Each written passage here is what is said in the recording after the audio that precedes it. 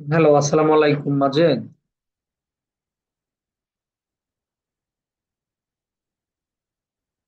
আসসালামু আলাইকুম স্যার। ওয়ালাইকুম সালাম। আমরা আজকের এমসিকিউ শেখার ক্লাসটা শুরু করে দেই তাহলে, হ্যাঁ? জি ইনশাআল্লাহ। ওকে। বায়োলজিক্যাল কন্ট্রোল অফ পেস্ট, পোকামাকড়ের প্রাকৃতিক ভাবে নিয়ন্ত্রণ সংক্রান্ত প্যাসেজ এটা।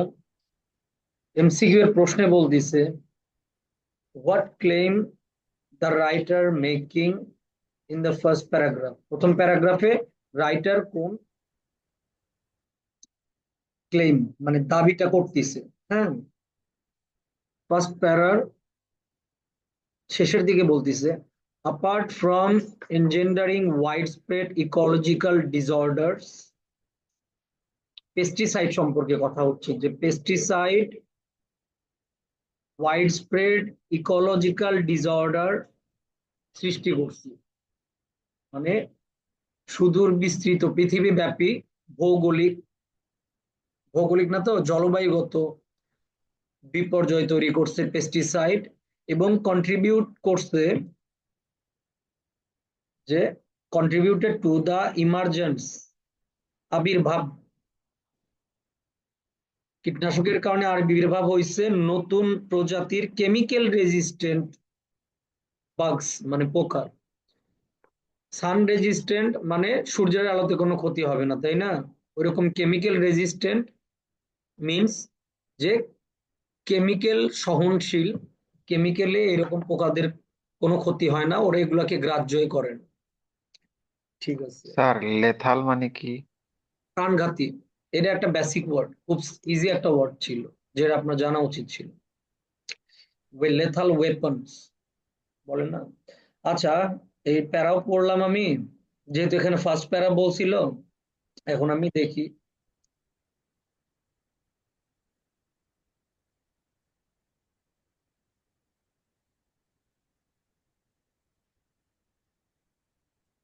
হুম। সরি, প্রশ্নটাতে ছিল কীট কীটনাশকের ব্যবহারে ব্যবহার কন্ট্রিবিউটেড টু, এখানে contributed to is equal to contributed to match করছে। কন্ট্রিবিউট কিসে করছে? যে নতুন প্রজাতির কেমিক্যাল রেজিস্ট্যান্ট পোকা সৃষ্টি হয়েছে এটার কারণে। আচ্ছা, এখানে এই যে দেখি এগ্রিওকোলজিস্ট রিলেটেড কিছু পাইনি আমি, so this is the cross. B number মনে হচ্ছে হইতে পারে, এটা আমি হাতে রাখলাম কথার কথা। 3 নম্বরে বলতিছে ecological disaster prevention, prevention related কোনো কথা আমি ফার্স্ট প্যারাতে আমরা পাইনি, so this is another cross. তারপর বলতিছে স্যার ইকোলজি, ডিও মেবি হবে না। হ্যাঁ ইকোলজি নাকি ফার্মিং করা যায়। আচ্ছা, জলবায়ু কি ফার্মিং করা যায়? না স্যার।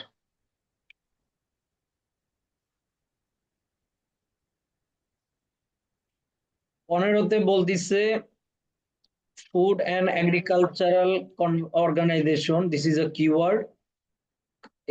এরা কাউন্ট করছে 300+ প্রজাতির কৃষি পোকামাকড়, হুইচ, যেগুলো যেগুলো বা সেগুলো কি আমরা খুঁজবো। কিওয়ার্ড এই দুইটা অনুযায়ী লোকেট করব। এই তো, food and agricultural organisation more than 300 species of agricultural pest, একবার হুবহু ম্যাচ করছে, তাই না? জি স্যার। বলতিছে যে 300+ প্রজাতির কৃষির পোকামাকড় মানে কৃষি কাজে ফসলে প্রভাব ফেলে এরকম ক্ষতিকর পোকামাকড় ডেভেলপ করছে রেজিস্ট্যান্স, প্রতিরোধমূলক ব্যবস্থা, টু, কিসের প্রতি? কেমিক্যালস। বাংলাদেশেও যে সার কীটনাশক যাই দেওয়া হোক, এগুলো সব কেমিক্যাল বেসড। হুম। তো 300+ প্রজাতির পোকামাকড় অলরেডি কেমিক্যাল রেজিস্ট্যান্স, মানে কেমিক্যাল তাদেরকে আর তাদের উপর আর কোনো প্রভাব ফেলতে পারে না, এমন হয়েছে ব্যাপারটা। ঠিক আছে, এ হইতে পারে কথার কথা, আমি এ হাতে রাখলাম। Use of pesticide control. আচ্ছা, পেস্টিসাইড কীটনাশক কন্ট্রোল রিলেটেড তো আমি এখানে কিছু পড়ে পাই নাই, কেটে দিলাম এটা, না স্যার। যেহেতু এটা হবে না। তারপরে বলতিছে 300+ প্রজাতির পোকা নাকি ডিজিজ স্প্রেড করতেছে এ রেঞ্জ অফ ক্রপস, অনেক পরিমাণে ক্রপস এর উপরে। আচ্ছা, এখন কমন সেন্সে যেটা মনে হয় সেটা কি উত্তর হবে মাঝে? কমন সেন্সে তো বলে হবে, কারণ হচ্ছে তারা ওই যে যে কেমিক্যাল গুলা ইউজ করে তারা তো রেজিস্ট্যান্স হয়ে গেছে। আমাদের কমন সেন্স অনুযায়ী তো সি হতে পারে, তাই না?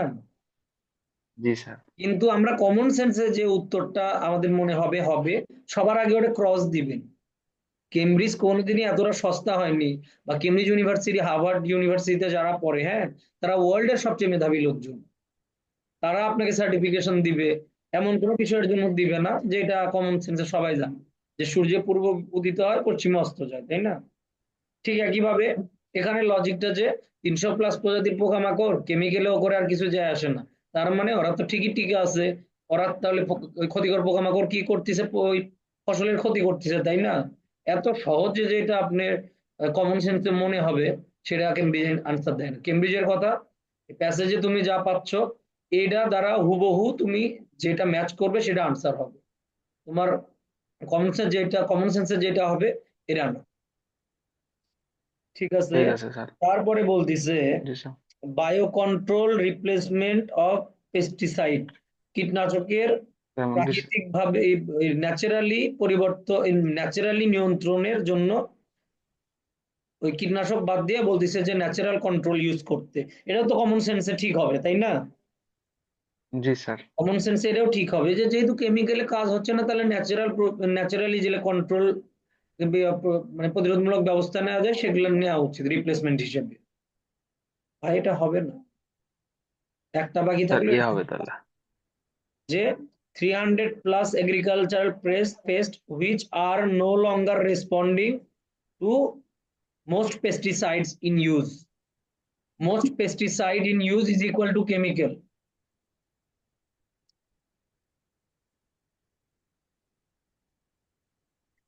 ক্লিয়ার? জি স্যার। তারপরে 16 নাম্বার বলতেছে keyword cotton farmer, keyword central America began. Central America শুরু করেছিল কীটনাশক ব্যবহার করতে, এই তো central cotton farmer, central America দুইটাই পেয়েছি। এরপরে বলতিছে the farmers took pesticides as a sure measure two boost crop. Crop boost করার মানে ইনক্রিজ করার জন্য বা ফসল বৃদ্ধির জন্য একটা শিওর মেজার হিসেবে ব্যবহার করছে। শিওর মেজার মানে একটা শিওর শর্ট অপশন হিসেবে বা শিওর শর্ট পন্থা হিসেবে ইউজ করছে, পেস্টিসাইড ইউজ করতে শুরু করছিল, হ্যাঁ। আচ্ছা, এখন বলতেছে cotton farmer in central America শুরু করেছিল পেস্টিসাইড ইউজ করতে। অ্যাডভার্টাইজিং ক্যাম্পেইন হবে? না স্যার।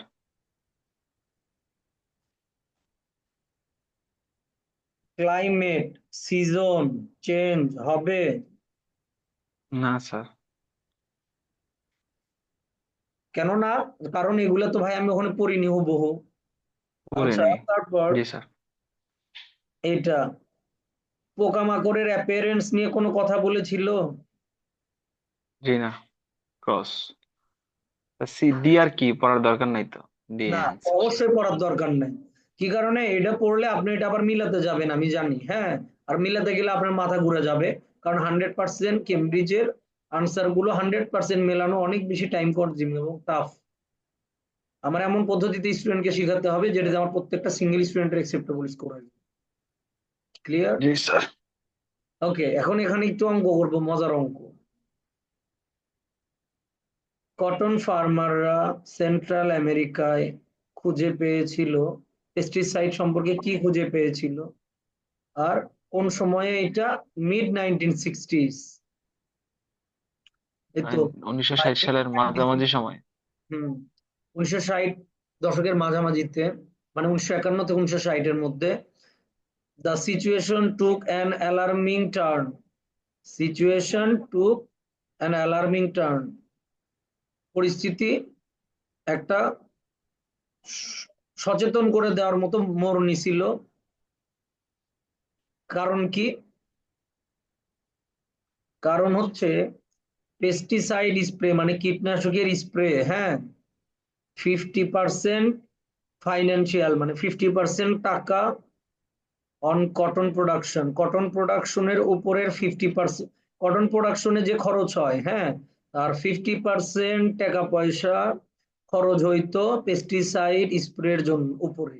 আমি যেভাবে বাদ বাদ দিয়ে দিয়ে আমার প্রয়োজনীয় অংশ শুধু নিয়ে আমি আনসার মিলানোর চেষ্টা করতেছি, আপনারাও তাই করুন। আচ্ছা, লাইনটি একটু আবার পড়বেন কষ্ট করে। হ্যাঁ হ্যাঁ, এটা বলতেছে যে কটন প্রোডাকশনের অন মানে বলেন উপর, উপরে। কটন প্রোডাকশনের উপরে 50% টাকা পয়সা খরচ হচ্ছিল কি কারণে? পেস্টিসাইড স্প্রের কারণে খরচ হচ্ছিল। কথাটা কোথায় জি লেখা স্যার। আছে? এই জায়গায়, এখন accounted for.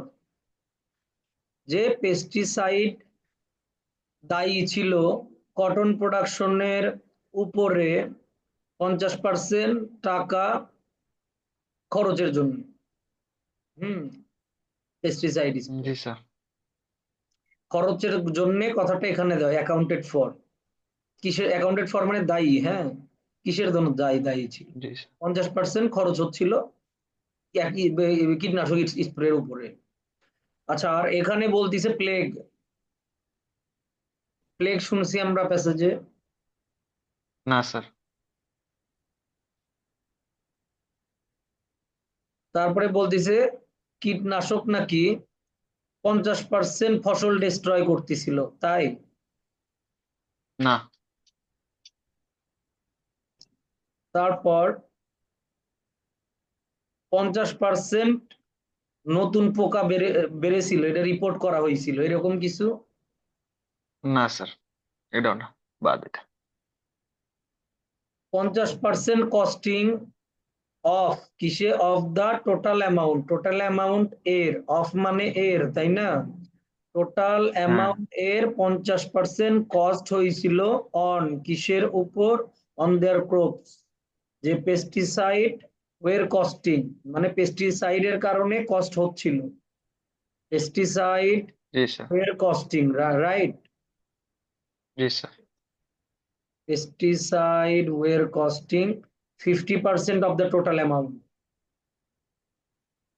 that they spent জি on স্যার। their crops.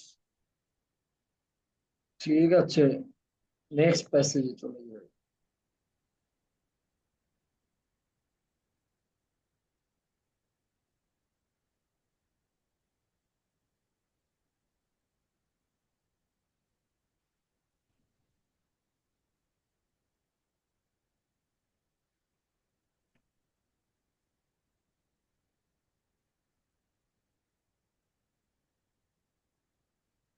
এটা ইন্টারেস্টিং একটা প্যাসেজ।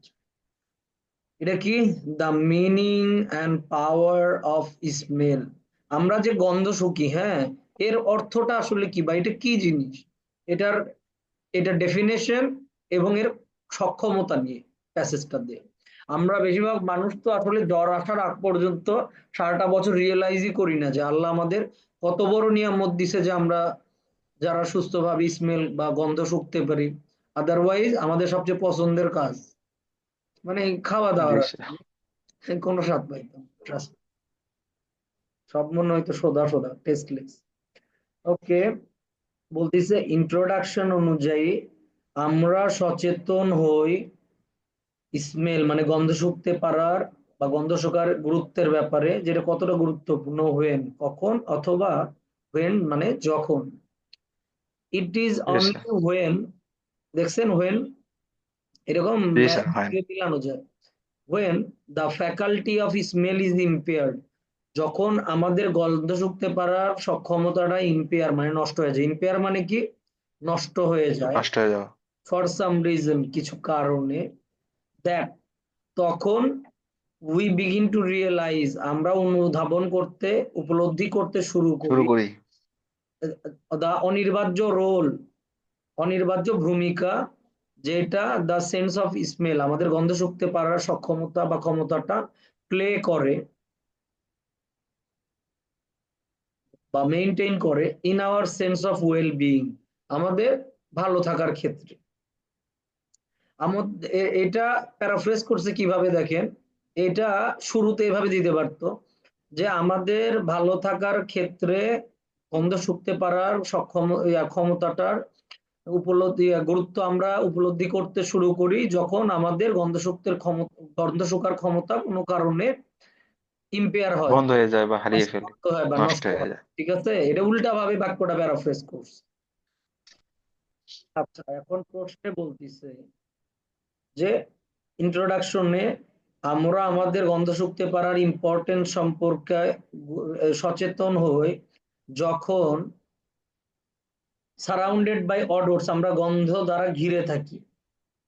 নো, এরকম ফলস। কিছু আমি এখানে পাই নাই। জি তারপরে স্যার। বলতেছে পাওয়ারফুল স্মেলের এক্সপিরিয়েন্স, মানে যখন আমরা খুব না স্যার। শক্তিশালী কোনো গন্ধ পাই তখন নাকি আমরা বুঝতে পারি যে আমাদের গন্ধ শুঁকতে পারার না কথা। স্যার, এটাও ক্রস।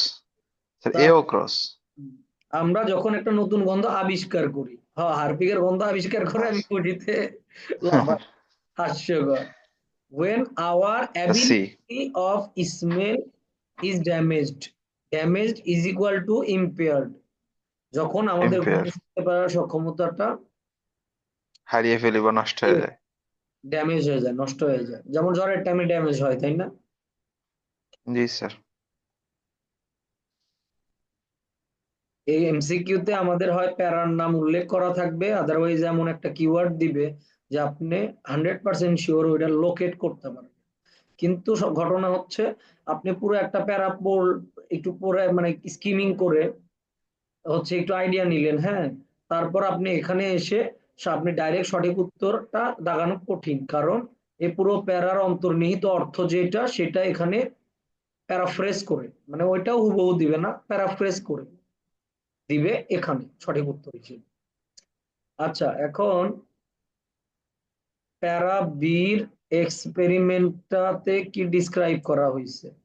এখন প্যারা বির এক্সপেরিমেন্টটাতে ডিসক্রাইব করা হয়েছে যে লাস্টের দিকে most of the subjects never have given much thought, কখনোই সাবজেক্ট গুলো মানে একটা রিসার্চে যারা ইনভলভ হয় তাদের সবাইকে সাবজেক্ট বলা হয়, হ্যাঁ, এটা জেনে রাখেন আজ থেকে।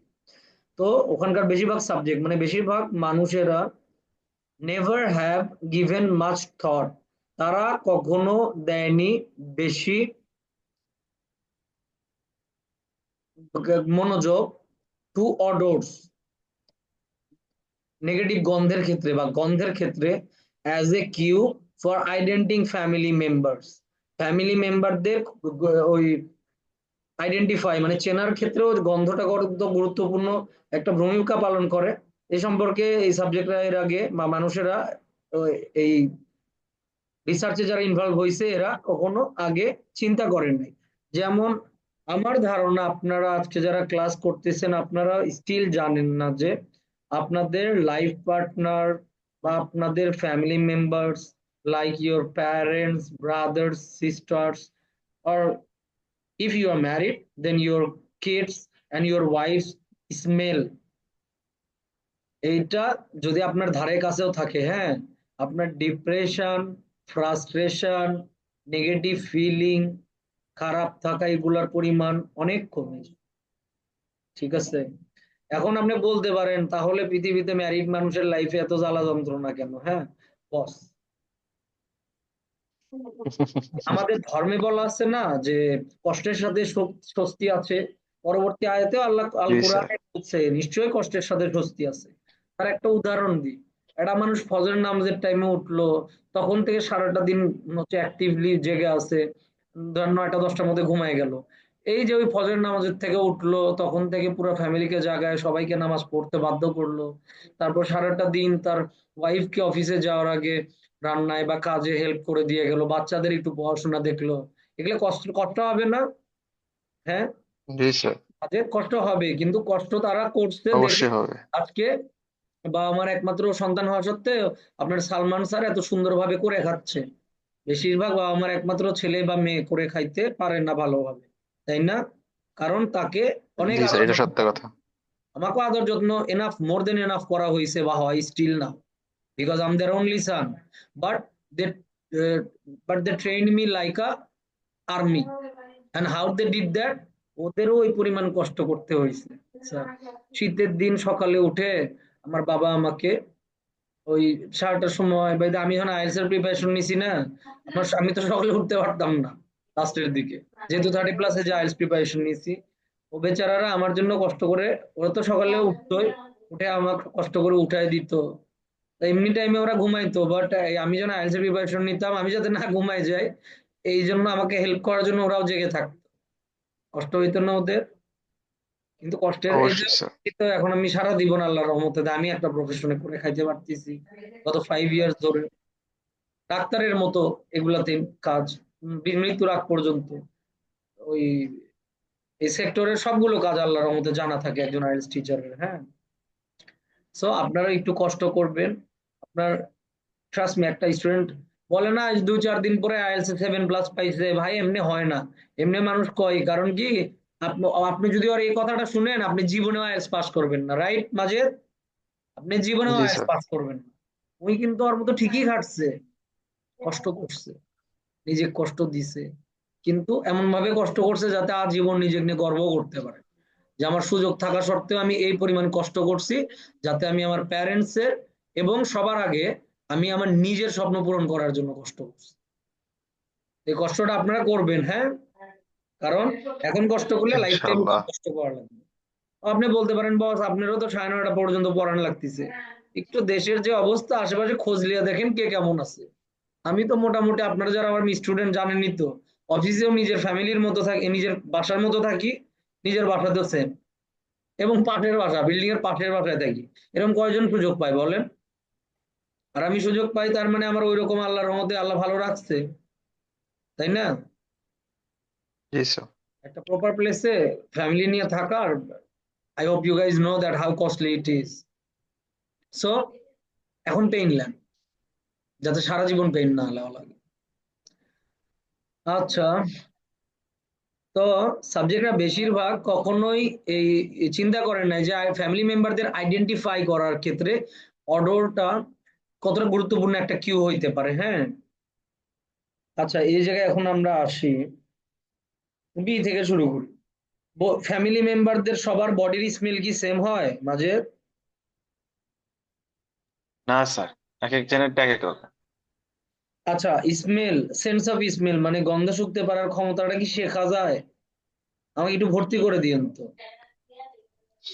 কোন স্কুলে শেখায় গন্ধ শোকা? তারপর বলতিছে ছেলে এবং মেয়েদের স্মেল কম্পেয়ার করা, এ ব্যাপারে কিছু পাইছি আমরা এখানে? কোনো কম্পেয়ার রিলেটেড? আইডেন্টিফাই আলাদা না জিনিস, স্যার। ভাই কম্পেয়ার আলাদা জিনিস। স্ট্রেঞ্জারদের মধ্যে আপনি যেটা খুঁজে বের করবেন ওটাকে বলা হবে আইডেন্টিফাই। হ্যাঁ, আর একই টাইপের জিনিসগুলোর মধ্যে যখন আপনি কম্পেয়ার করবেন, সেটাকে মানে ইয়া করুন তুল ওই ওয়ে করবেন, সেটাকে কম্পেয়ার বলা হবে। একটু ডিফারেন্ট ব্যাপার দুইটা। আর এখানে তো এক্স্যাক্টলি মেল ফিমেল বলা হয় নাই। আপনি বলতে পারেন যে ফ্যামিলি মেম্বারের মধ্যে তো মেল ফিমেল দুটাই থাকে, তাই না? এখন এই এখন এমসিকিউ এর ক্ষেত্রে আমরা অনেক ক্ষেত্রে সম্ভাব্য দুইটা অপশন পাবো। হ্যাঁ, যেমন এখানে পেয়েছি, এ প্যারায় কি বলতিছে দেখি, এ নাম্বারে এখানে বলতিছে প্যারা বি তে এক্সপেরিমেন্ট করা হয়েছে how we make use of smell without realising. আমরা কিভাবে স্মেলের ব্যবহার করি এটা রিয়েলাইজও না করে, মানে আমি নিজে জানি না যে আমি স্মেলের পাওয়ারটা ইউজ করতেছি। যেমন আপনি বাসায় আসলে ধরুন 10 দিন পরে আসছেন, আপনি স্মেল নিবেন না যে সবকিছু ঠিকঠাক ছিল কিনা, গ্যাস ছাড়া ছিল কিনা? জি স্যার। So this is the right answer. এই তো এখানে যে বলা without probably never have given much thought, তাহলে কি কখনো এই ব্যাপারে বেশি চিন্তা করছিল, না রিয়েলাইজ স্যার। করছিল? এই কথাটা উইদাউট রিয়েলাইজিং ইট কথাটার সাথে সামঞ্জস্যপূর্ণ, এরকম কিছু এখানে নাই। এটা একটু টাফ ছিল, তাই না? আচ্ছা, এখন জি স্যার। আপনাকে শিখাই যে পজিটিভ যত স্মেল আছে, হ্যাঁ, এগুলোকে স্মেল বলে, অ্যারোমা বলে, আর যে নেগেটিভ যে কোনো স্মেলকে অডোর বলে। সেটা হারপিকের গন্ধ বলেন বা গায়ের গন্ধ বলেন। হ্যাঁ, আপনার গায়ের গন্ধ আপনার ফ্যামিলির লোকের কাছে ভালো বস, বাট বাইরে গেলে বাইরের লোকের কাছে ওইটা অডোর, কটু গন্ধ। এবং এই কারণেই বলতেছি এটা যে আপনার বাইরে যাওয়ার পরে প্রত্যেকটা দিন ক্লাসে যাওয়ার আগে গোসল করা যাবে। আদারওয়াইজ দেখবেন নাম ধরে ধরে আপনাদের বলে দিবে যে আপনারা গোসল করেন না। কারণ সেন্ট্রাল এসিতে বোঝা যায় এটা, আর ওরা জানে নতুন কারা ভর্তি হয়েছে। আচ্ছা, শুনছেন কি বললাম? এটা শিওর, এটা মেয়েদের সাথে হইলেও শিওর বলে দিবে ওরা ভার্সিটিতে। আচ্ছা, তারপরে প্যারা সি তে রাইটার কি করতেছে? প্যারা সি তে বলা হচ্ছে এটা সত্যি যে অলফ্যাক্টরি পাওয়ার, অলফ্যাক্টরি শুনলেই বুঝবেন ওই স্মেলের সাথে কানেক্টেড কিছু বলতেছে, হ্যাঁ। যেমন মিটিও, এম ই টি ই ও, মিটিও, যখনই মিটিও শুনবেন, যেমন মিটিওরোলজি, এটা শুনলেই বুঝবেন বা দেখলে বুঝবেন যে এটা জলবায়ুর সাথে মানে আবহাওয়ার সাথে কানেক্টেড কিছু, হ্যাঁ। যেমন আবহাওয়ার ওই পূর্বাভাস এইরকম কিছু আবহাওয়ার সাথে ইম্পর্টেন্ট কানেক্টেড। মিটিওরোলজি মানে আবহাওয়ার পূর্বাভাস সংক্রান্ত কিছু। ঠিক ওরকম olfactory is equal to smell related কিছু। তো এটা সত্যি যে গন্ধ শুঁকতে পারার পাওয়ার মানুষদের আর হয় নাথিং, কিছুই না, অ্যাজ এনিমালস, তাই না? এটা তো আমরা সবাই জানি যে এনিমালসদের তুলনায় মানুষের গন্ধ শুঁকতে পারার ক্ষমতা নাথিং, ঠিক আছে না? তারপরে কমা দিয়ে বলতেছে দে আর স্টিল রিমার্কেবলি অ্যাকিউট, মানে জোর দিচ্ছে। আমি যেভাবে বলতেছি ওভাবে কেউ যদি বলে, সেটা যদি লিখতে হয়, লিখায় এভাবে প্রকাশ করা হয় যে এইটা মানুষের গন্ধ শুঁকতে পারার ক্ষমতার ব্যাপারে একদিকে বলতেছে যে প্রাণীদের তুলনায় কিছুই না, তারপরে কমা দিয়ে যদি লেখে they are still remarkably acute, মানে জোর দিচ্ছে যে they are still remarkably acute, এগুলো তবুও যথেষ্ট সূক্ষ্ম। তারপরে বলতেছে our noses are able to recognise thousands of smells, আমাদের নাক এবল মানে সক্ষম হাজারো গন্ধ, হাজারো গন্ধ চিনতে, অ্যান্ড টু পারসিভ অডোরস, এবং কটু গন্ধ চিনতে পারে, which are present only in extremely small quantities, যে গন্ধগুলো খুবই কম পরিমাণে প্রেজেন্ট সেগুলো চিনতে পারে। আপনি কি চিন্তা করছেন যে ওয়ার্ল্ডের বেশিরভাগ মানুষ যে তো ইনকাম করে, হ্যাঁ, হাজবেন্ড ওয়াইফ দুইজন ইনকাম করে, বিশ্বাস না হলে এমনি চিন্তা করেন, বেশিরভাগ মানুষ গরিব হয়, তাই না? মাঝে বেশিরভাগ মানুষ গরিব হয় না? জি স্যার। এখন বেশিরভাগ স্যার মানুষ গরিবই তো হাজবেন্ড স্যার। ইনকাম করে, ওয়াইফও মনে করেন যে কাজ করা লাগে অন্যের বাড়ি বা কোনো একটা ছোটখাটো চাকরি করা লাগে। তো এরা যখন রোজ বাসায় ফেরে, তখন আল্লাহ যদি ওদের গন্ধ শুঁকতে পারার ক্ষমতা, আমরা তো মনে করি কিছুই না পশু পাখির তুলনায়, বাট যথেষ্ট পরিমাণে ভালো যদি না দিত, হ্যাঁ, বাসায় ঢুকে বেশিরভাগ দিনই হয়তো বুঝতে পারতো না যে কাজের চাপে, যারা হাজবেন্ড ওয়াইফ দুজনেই জব বা কাজ করে, বিজনেস করে, ওরা প্রায় এগুলা না করে মাথায় থাকে না যে ওরা গ্যাস চালু করে দিয়ে চলে গেছে, হ্যাঁ। প্রত্যেকটা দিন শত শত মানুষ জ্বলে পুড়ে ছাই হয়ে যায়। আচ্ছা, এখন সি প্যারাই কি বলতেছে, ওর এই অন্যান্য অন্যান্য রিসার্চদের সাপোর্ট করতেছে, অন্যান্য কোনো রিসার্চকে সাপোর্ট করার ব্যাপারে কিছু পাইনি, প্রপোজাল করতেছে। কি প্রপোজ স্যার। করতেছে? কাকে প্রপোজ করতেছে? তারপরে বলতেছে লিমিটেশন ডিসক্রাইব করতেছে। আসলে কি লিমিটেশন ডিসক্রাইব করতেছে নাকি পক্ষে কথা বলতেছে আরো মানুষের গন্ধ শুকতে পারে? পক্ষে। সো সি প্যারায় রাইটার কি করতেছে? ইন সি প্যারা the writer is rejecting a common belief which is as we humans think that the smell power of human are is nothing as fine as animals, but the actual fact is they are still remarkably acute, right? তার মানে উনি একটা common belief মানে গতানুগতিক বিশ্বাস যে মানুষ যেভাবে বিশ্বাস করে মানুষের গন্ধ শুঁকতে পারার ক্ষমতা খুবই নাজুক বা নগণ্য, এই কথাটাকে রিজেক্ট করতেছে উনি।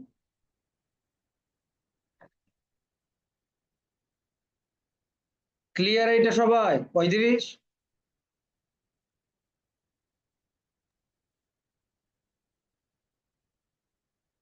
নীরবতা স্যার রিজেক্টের ব্যাপারটা যদি একটু বলতেন, রিজেক্ট আসলে হ্যাঁ, কোথায়? বুঝলাম রিজেক্ট না স্যার। এদের এই জায়গার যে বলতিছে না যে প্রথমে কমন মানুষের যে একটা বিশ্বাস সেটা বলতিছে যে মানুষের গন্ধ শুঁকতে পারার ক্ষমতা প্রাণীদের তুলনায় কিছুই না, হ্যাঁ। তারপর এই যে কমা দিয়ে বলতিছে they are still remarkably acute, our noses are able to recognise thousands of smells. মানুষ কি কোনোদিন এভাবে চিন্তা করে যে আমার নাক হাজার হাজার গন্ধ শুঁকতে পারার সক্ষমতা রাখে? এভাবে তো চিন্তা করে না। এবং কখনো কি এভাবে চিন্তা করে যে মানুষের নাক এতটাই সূক্ষ্ম যে খুব সামান্য পরিমাণে কটু গন্ধ পাইলেও সে সেইটা পারসিভ মানে বুঝতে পারে?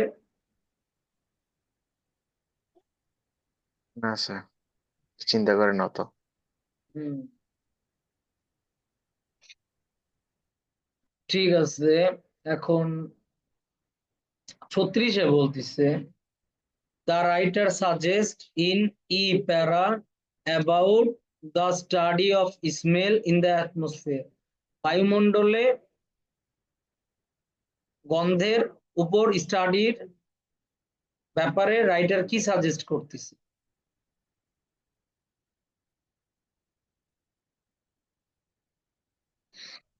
এটা কঠিন ছিল খুবই, বলি না আপনাদের আমি প্রথমটা শেষটা পাস করে অন্যগুলা করবেন, শেষেরটা দেখেন কিরকম কঠিন। 36 নম্বরেরটা দেখেন মাস থেকে বলতিছে যে রিসার্চার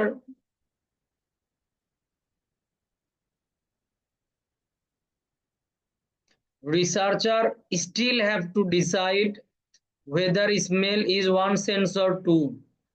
তার মানে কি রিসার্চাররা ডিফাইন করতে পারছে যে স্মেল একটা সেন্স মানে একটা অনুভূতি না দুইটা?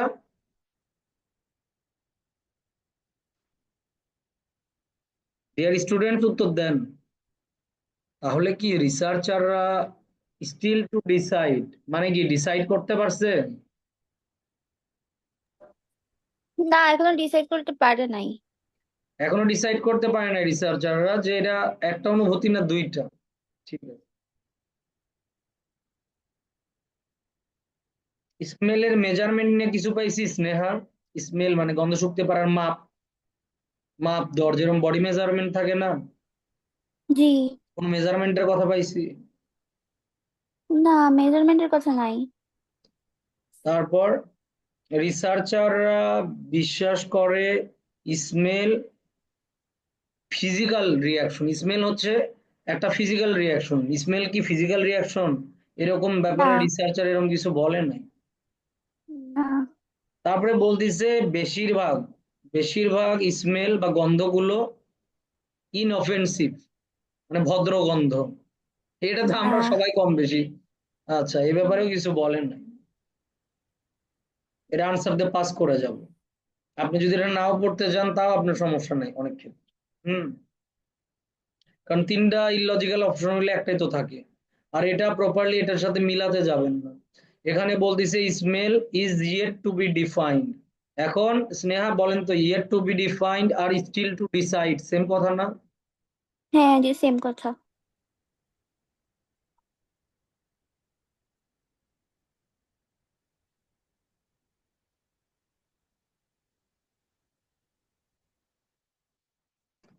এটাতে যে কিওয়ার্ড গুলো দিছে সেই কিওয়ার্ড গুলো পর্যন্ত এখানে খুঁজে বের করা যথেষ্ট সময় সাপেক্ষ এবং এটা মাঝে আছে।